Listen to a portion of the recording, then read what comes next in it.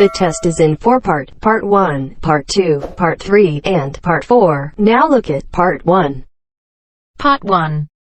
You will hear a telephone conversation between an employee at a pet insurance company and a customer. You have 30 seconds to look at questions 1 to 6.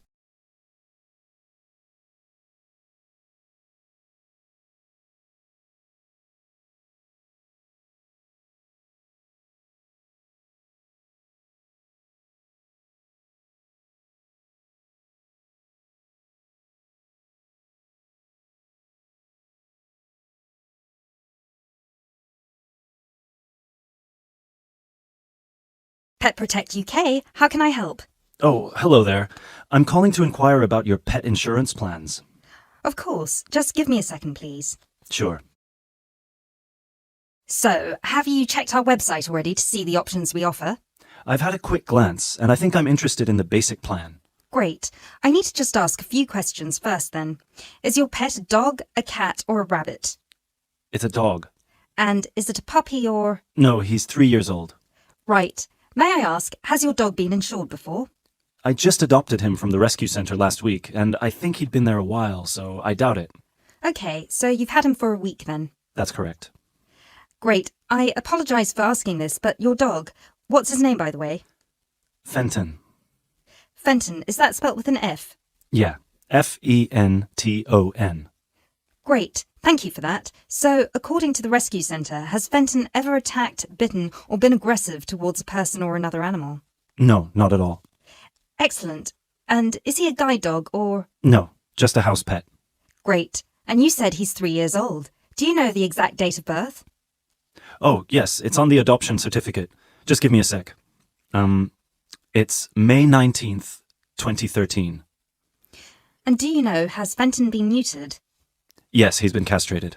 Excellent. And final question, what type of dog is Fenton? Is he a pedigree, a crossbreed, or a mixed breed? A crossbreed, I think. Right, crossbreed... Wait, sorry. What's the difference between the three? A pedigree is a dog whose parents are of the same breed. A crossbreed is from 2 different breeds, while a mixed breed is 3 or more. Then he's a mixed breed. Sorry about that. Right, no worries. So, could I take your full name, please? My name is Peter Pischinger. That's Pischinger. Right, thank you for that. And what's your address? That's 27 Cherry Drive, NW8 3HD. 3HD. And finally, a telephone number, please.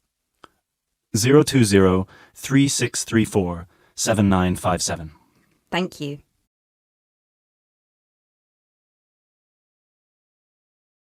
You now have 30 seconds to look at questions 7 to 10.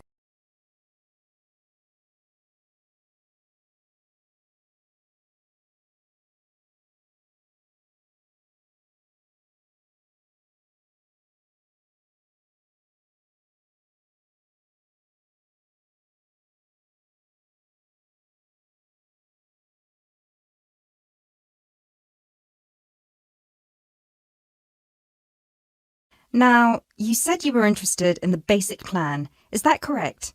Yes, that's correct. May I ask, are you planning to switch insurance providers after the first year of your pet insurance, or is there a possibility you might renew with us? I haven't really thought about it. Why? The reason I'm asking is because if you plan to renew with us, it might be worth considering our premium or ultimate premium plan. With the basic plan, you will have to pay the same fee of £8 per month regardless of how long you stay with us. If you choose one of our other 2 plans, though, you will receive a discount for the first 6 months. You'll only have to pay £12 for premium and £15 for ultimate. And then, depending on your circumstances, you might be eligible for further discounts after your first year, depending on how many expenses you claim. If you claim less than £300, you'll have to pay the same as for the basic plan, but receive the cover provided by the premium plan. Huh. Is that something you might be interested in? I'll have to think about it. Is it possible to switch to one of the other plans later on? Yes, of course. You can always upgrade. Let's stick to the basic plan for now then, and then I might call you back to switch. No problem. So, what happens now? Well, first we would need you to come over with little Fenton so we can have a look at his documents and medical history.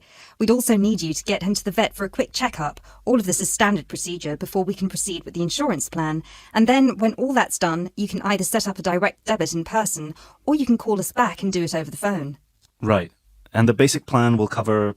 Well, the basic plan covers veterinary fees, obviously, plus a few more things such as boarding costs, loss by theft or straying, advertising and reward, death by accident or illness. You can find a comprehensive list on our website, or I could forward it to you via email if you prefer. Thanks. I'll check the website. No problem. So, shall we book you an appointment so you can come over?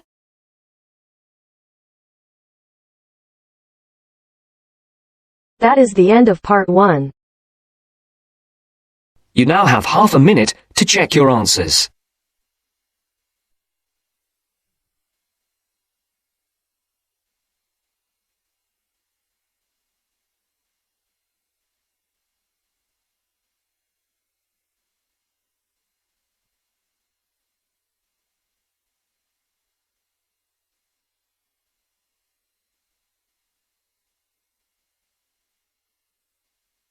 Now turns to part 2.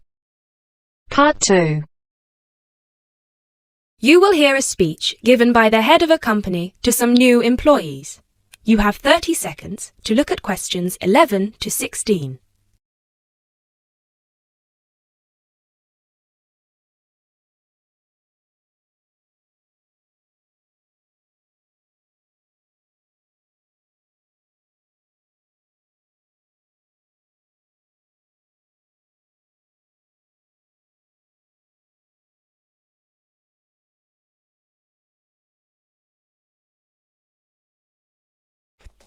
First of all, a warm welcome to Barker's Country Safaris. We're delighted to have you all on board for this season. I know you've all been told a bit about the company when you had your job interview, but I thought it would be worth telling you a bit more about ourselves. Barker's was set up 10 years ago by myself, John, and my then girlfriend and now wife, Nancy. We started it initially just as a hobby. We felt that there was a good opportunity to share our love of the countryside in this part of the world with the many visitors who come here. As you know, most people come for the beaches in the summer, but there is so much more to the region, and this is what we wanted to exploit. Nancy and I were born near here, and as teenagers we went climbing, kayaking, whitewater rafting, potholing, and just straightforward walking. This district is in our blood, and we love it. While we were still at university, we started taking small groups of visitors out into the national park in Nancy's brother's old Land Rover. We'd drive them around the back lanes and into the forest. We'd also organise rock climbing tours for friends of friends. Then, each year, without us having to advertise, people came back to us to ask for more excursions and trips. So, 5 years ago, we gave up our other jobs to focus full-time on Barker's Country Safaris. Now, 2 years after that, we set up the activity tour part of the business, and 1 year ago, we expanded into organising activities for school groups during term time. Obviously, this was a massive challenge with all the health and safety requirements, but it's proving a great success.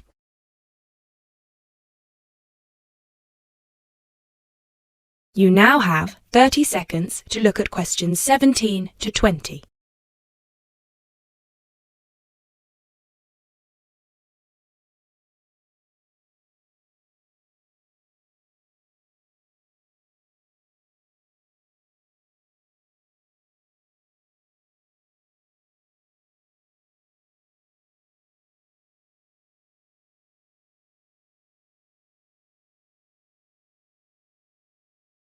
Anyway, we'll certainly not be dealing with school parties during the summer holidays. Our clients for the next 3 months are mostly family parties or groups of friends, and I'd like to talk a bit now about the tours we offer and what your responsibilities will be. Our most popular excursion is the Woodland Tour and Trail. Now, often this is sold out and we have all of our 10 jeeps in convoy with 8 people in each jeep. It's a lot of fun. These tours really offer a taster of what we can provide. So as both driver and guide, it is important that you do a good job here so they come back for the bigger tours. I will talk about the commission package later. As the summer days are so long, we have 3 tours each day, but you will not be expected to work on more than 2 of them. Morning tours start at 8 a.m. and go to midday. Afternoon tours are from 2 p.m. to 6 p.m. and then evening ones 7 p.m. to 11 p.m. All the tours follow the same route, and you should have made yourselves familiar with all the key information. This was provided to you in the information pack you were sent when you accepted the job offer. This is important, so if you haven't had time yet, please do so now. Our second most popular tour is the Family Exclusive. Now, this tour is for the whole day and for only one group. Usually it is just one Jeep, but sometimes there are 2 if the party is large. These tours go from 10 a.m. till 5 p.m. and include lunch at the Brown Bear in Lower Middleton.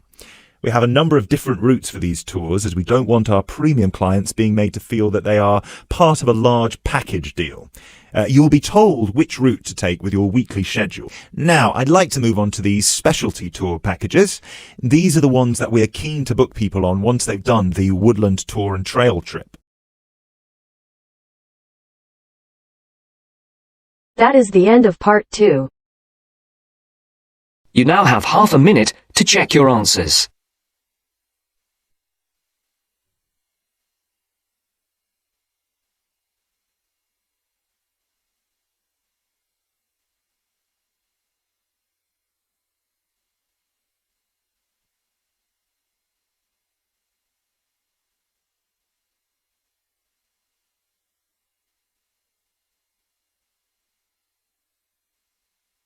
Now turns to part 3. Part 3. You will hear a conversation between 3 students who are preparing a presentation. First, you have some time to look at questions 21 to 25.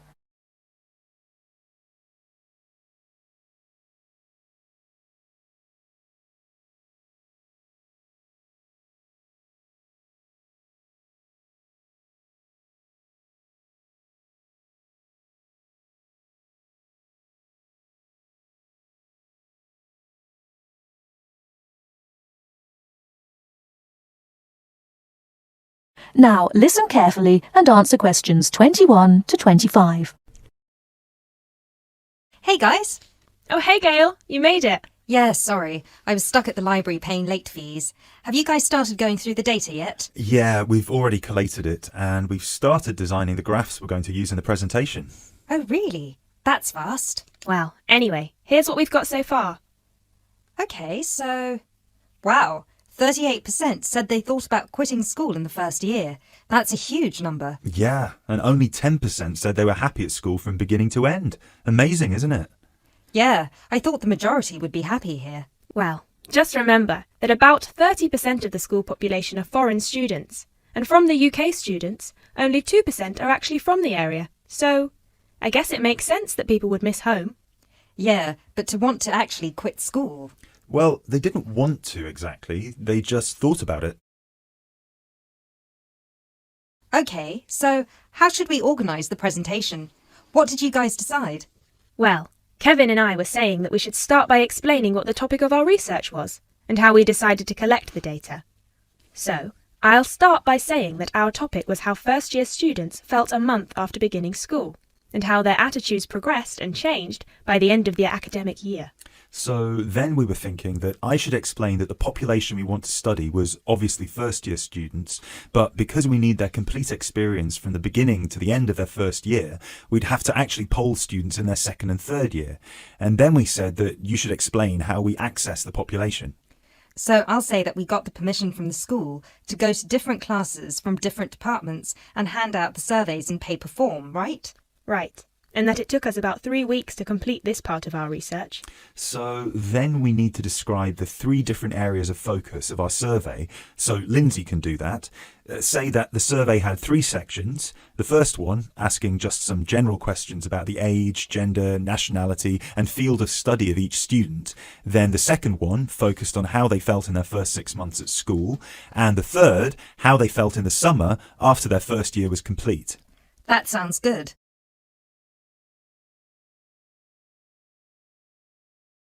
You now have 30 seconds to look at questions 26 to 30.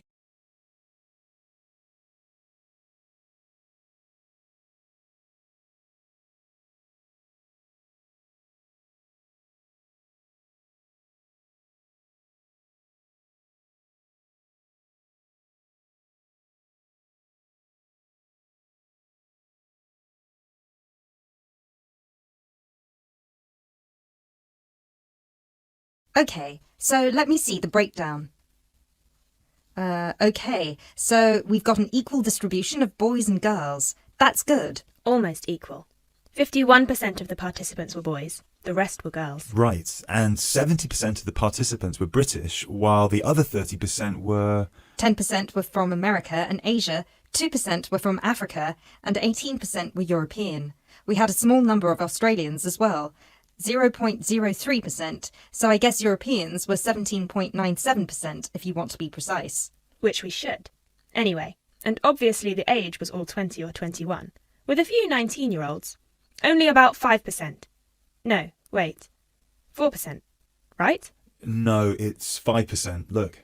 Right. Okay, so Lindsay will describe the 3 sections, and then you, Kevin, you'll describe the demographic and geographical breakdown, and You can start with the graph, and then we'll all explain the data together. Right, so we'll put this graph up on the board and explain that most students experience some form of homesickness or mild depression in the beginning of their course. But we need to point out that by the end of the year, it was only 5% that still felt like quitting school.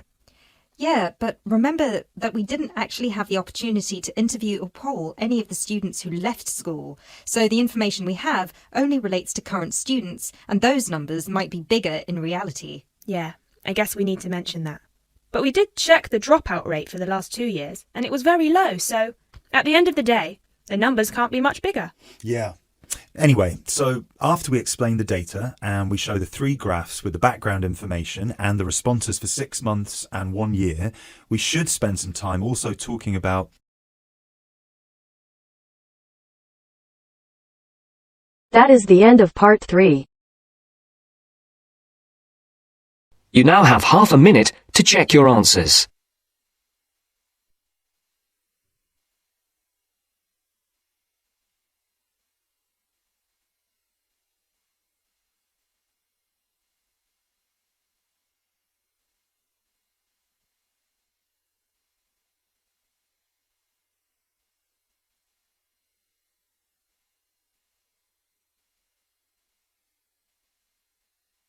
Now turns to part 4. Part 4. You will hear a biology lecture about tuberlaria. First, you have some time to look at questions 31 to 40.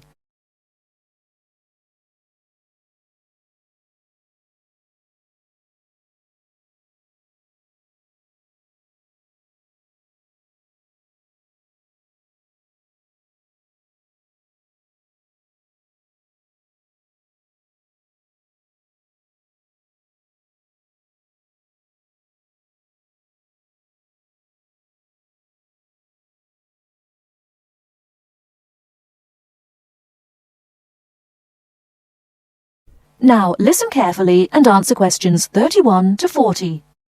Hello, everyone. I'm glad so many people have shown up here today to hear about these fascinating little creatures called the turbularia.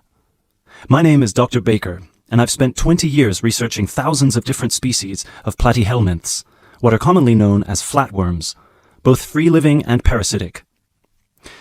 So there are a lot of things I could tell you about these extremely interesting invertebrate, but I will try to keep it short. Turbularia are unique amongst flatworms in 3 ways. The first one is that, unlike 80% of all platyhelminths, turbularia do not need to secure nourishment from a living source. This means that they do not generally parasitize a host, but are instead found living freely in the environment.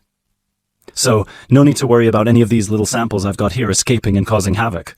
The second way in which they're different is that they are, well, they're incredibly simple.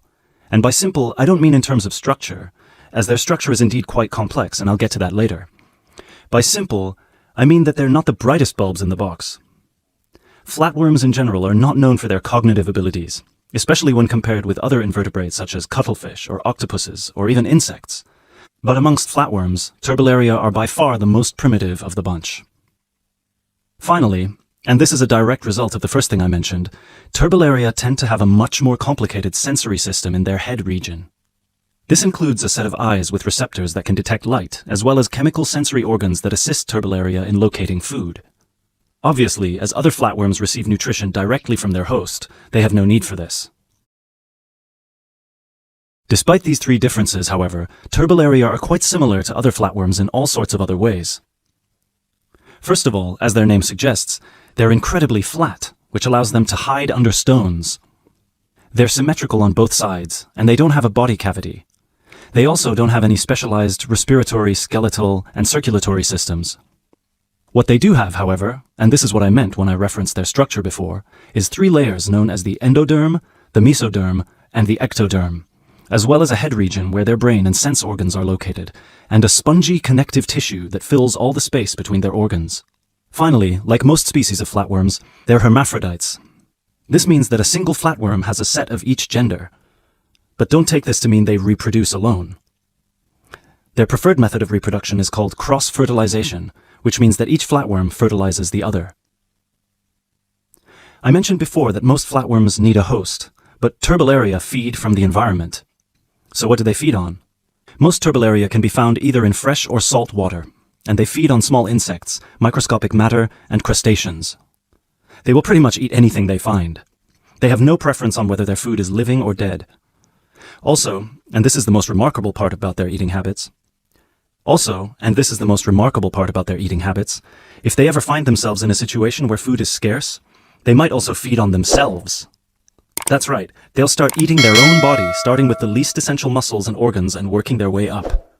They will shrink in size until they're able to find food again, at which point they'll begin to regenerate everything they've lost. One final thing about food, and apologies in advance if I disgust you, Turbellaria don't possess an anus, which means that their mouth, which is a muscular opening on the underside of their body, has to serve as one. Before I finish this presentation, one more thing you've probably heard before but weren't sure if it was a myth or not. I mentioned already that Turbellaria can reproduce on their own, but there's a second method they can use, which is known as fission. Now, as a child, you were probably told that if you cut a worm in half, it will grow into 2 new worms. That's not entirely true, but flatworms are not worms exactly, and they do have the ability to regenerate by splitting into 2, perhaps even more smaller parts, at which point each part regrows the missing organs and becomes a brand new Turbellarian. Now this is extremely important for us, and this is how I'd like to close this presentation. Because their ability to regenerate endlessly makes them virtually immortal, and it might open pathways to regeneration in human cells, or slowing the human aging process, which is why scientists like myself have been studying these unique creatures, hoping to get some answers. Thank you for listening, and please come along to see me and my samples if you have any further questions.